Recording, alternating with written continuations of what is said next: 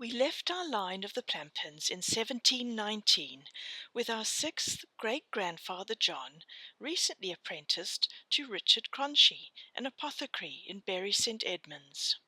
Our John was 21 years old when he took this apprenticeship, following in a long line of apothecary Plampins. 13 years later, at the age of 34, our John married Anne Crasherode at St. John the Baptist Church, just across the border at Little Yeldham in Essex. Anne was 26 years old when she married. We have no clues how she and John met, nor any records of her father or mother. The next year, in 1727, our John shows up on the electoral register as a gentleman. No children appear to have resulted from John and Anne's marriage. There are no records of Anne's death, but in 1739 records show that our John married Martha Porter at Bury St Edmunds, Suffolk, on the 27th of September 1739. John was 41 years old at this point. John and 20-year-old Martha had their first son John 1 month after their marriage. The birth is registered in Assington, Suffolk, which is where they must have made their home. The very next year they had our fifth great-grandfather, James, on the 7th of February, 1740, also in Assington. One more child, Thomas, arrived 7 years later. All the children were baptized at St. Edmund's Church, Assington. Our John died in 1757 at 58 years old. His son James, our fifth great-grandfather, was only 17 years old at this stage. His father was the last of our Plampins to be buried at the Chadacre Plampin burial site in Shimpling. Martha would have been just 38 when her husband died. We have no records of her life or death after John passed. And so we move on to our fifth great-grandfather James, born in Assington, Suffolk on the 7th of Feb 1740. To help position James, when he was 12 years old, Gainsborough was painting his relative, John Plampin, over at Chadacre Hall. Our James was born into a Britain with a stable population of about 7 million people. Agricultural production was the backbone of the economy, but trade was expanding, and the very beginnings of the Industrial Revolution were taking place. In most regions of Britain, there was usually enough basic food to go around, although some did still die of hunger and hunger-related diseases. Sufficient food was crucial to social stability. It also kept the people tolerant towards King George II of the Hanoverian dynasty. King George was seen as a remote king. He spoke little English and took long stays in Germany, which didn't make him popular.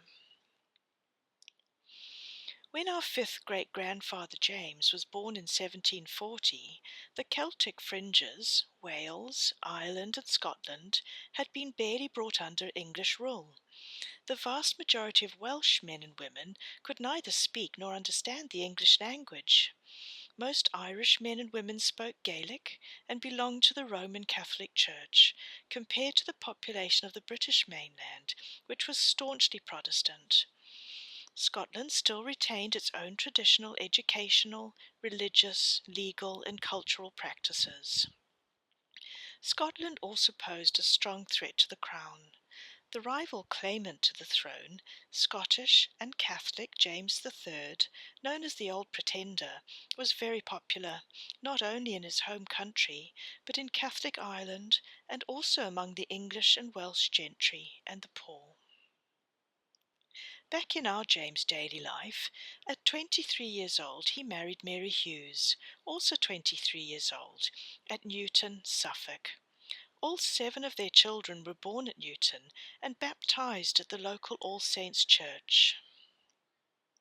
The first of these children was James, our fourth great-grandfather, born on the 3rd of December in 1766, when his parents, James and Mary, were both 26 years old. In regular succession, baby James's siblings followed: John, William, Mary, Thomas, Joseph, and Anne. Sadly, the second-born boy, John, died at 14 years old, almost certainly to a significant epidemic in Suffolk in 1781. A countrywide epidemic of putrid fever affected many parts of the UK in this year. Putrid fever was believed to be a combination of scarlet fever and diphtheria. The guts of sufferers turned gangrenous, and patients wasted away to skeletons. It is described vividly by Dr. Johnston. Thus there occurred stench, swelling, and samious hemorrhages, commonly in those that died of putrid fever above described. I have known the whole body swell vastly, even to the ends of the fingers and toes, with a cadaveric lividity, though almost quite cold, and an intolerable stench, even before the person was actually dead, blood issuing at the same time from the ears, nose, mouth, and guts. It was characterized by wasting and a lack of significant heat or evacuations in those that were afflicted. Death usually takes place from the 12th to the 14th day. The family was lucky to only lose one member of the family to this awful fever. Dr. Johnston continues, "It went through whole families, who succumbed either all together or one member after the other, and was carried from place to place by the attendants of the sick." It is a sobering reminder about how vulnerable people were to viral and bacterial infections before we understood how infections spread and before we had the means to control them. This knowledge is relatively recent. You might not know that my father, your grandfather, has an interesting connection with the discovery in 1928 of what became known as the wonder drug, penicillin, that has subsequently saved millions of lives.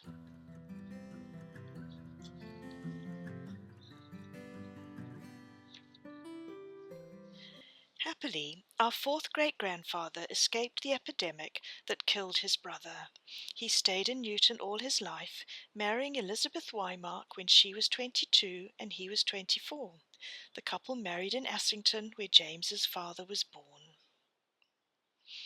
Elizabeth was a Suffolk girl through and through, being born at Little Cornard and tracing her heritage in Suffolk back to her seventh grandfather. But her eighth great-grandparents came from Welby in Leicestershire. Her eighth great-grandmother, Margaret Digby, had a particularly interesting backstory. Her ancestor, Sir William Digby, born in 1485, was one of the two major landholders of Welby in the 1500s.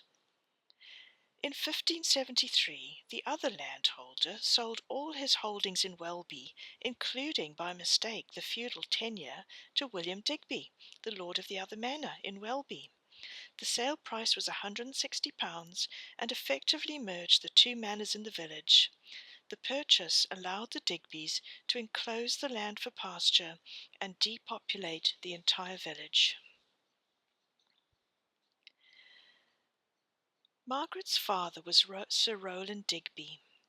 We have a grave number 251622 for Rowland at St. Peter, Barradon, Rutland, Leicestershire. Rowland had a most interesting grandson, Everard Rutland Digby, born in 1581. Sir Everard was linked to the Gunpowder Plot. Everard was raised Anglican and married a Protestant. However, both Everard and his wife Mary were secretly received into the strictly illegal and underground Catholic Church of England in 1605. On pilgrimage to Winifred's Well in Holywell, Wales, fatefully he met a man called Robert Catesby. Robert Catesby came from a prominent family of recusant Catholics, people who, despite the Reformation and the suppression of Catholicism, refused to attend Church of England services. Recusant families had been terribly persecuted by Elizabeth I. Early in his new reign, King James I's talk of religious tolerance brought hope for these recusant families. But it was not to be. Robert couldn't take any more. When watching a firework display that went wrong, he came up with a plan to blow up the House of Lords when it was in session. This represented an utterly radical plan that would effectively remove monarch, all upper echelon politicians and clergy, and all parliamentary records in one explosion. Robert also planned to kidnap James's daughter Elizabeth, then 9 years old, and install her as a puppet monarch to be advised by prominent recusant families. Robert was busy recruiting other prominent recusant families and their money to the cause of overthrowing what they saw as a tyrannical regime. It's not clear how much R. Everard knew of the plot. Some historians think he was used by Robert for his access to resources. Others believe he was told of the plot and expressed his concern that Catholics would be killed in the explosion.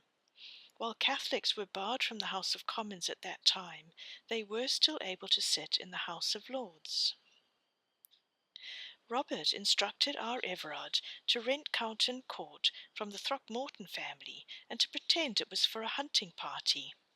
In reality, this would discreetly bring together a group of armed men, whose role it was to kidnap James's daughter Elizabeth. Elizabeth was being raised in York away from court, presumably for her safety, as times were turbulent. The plan was the men would gallop the 146 miles at speed to York once Parliament had blown up and King James had been killed. On the 26th of August, an anonymous letter was sent to one of the Catholic members of Parliament. He immediately showed it to King James, who ordered a thorough search of Westminster, at that time a rabbit warren of old medieval buildings and new additions. On the 4th of November, Guy Fawkes was found guarding 36 barrels of gunpowder in the basement of the House of Lords, the equivalent of 1 ton of explosives that would have reduced the building to rubble. Guy was taken to the Tower of London and put on the rack, holding out for some time until eventually he gave up the names of his co-conspirators. Upon hearing the gunpowder had been discovered and the plot foiled, the remaining conspirators fled Westminster at speed, but were still trying to enlist support from prominent Catholic families along the way. R. Everard joined them in flight over the next 2 days as they desperately sought cover in Catholic homes. Around 10 p.m. on the 7th of November, the group arrived at Holbesh House in King's Winsford, near Dudley, Staffordshire.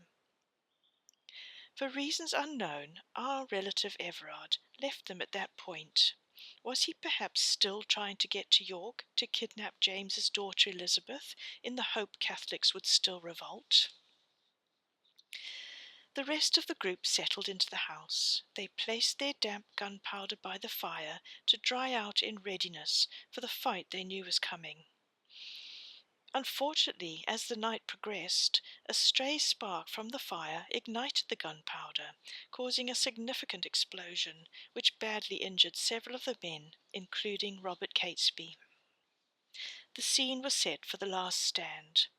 At noon the next day, the house was surrounded by 200 men, and a fierce gun battle ensued.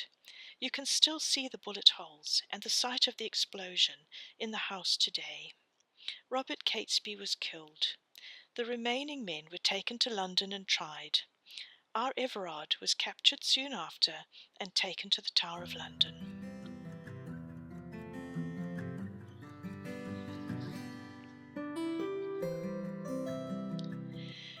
Everard was tried on the 27th of January 1606.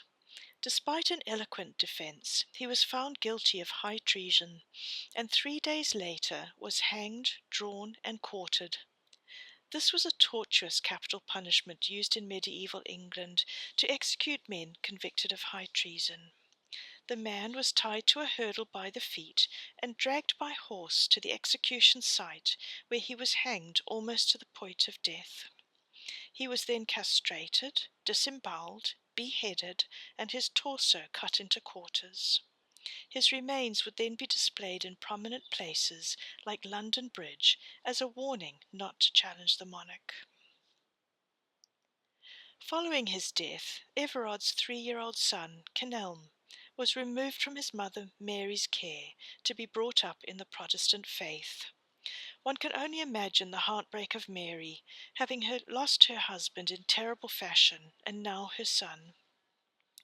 The child does not appear to have been penalized for his father's treasonous activities, however. Records show he was allowed to attend Oxford University under a special category, gentleman commoner.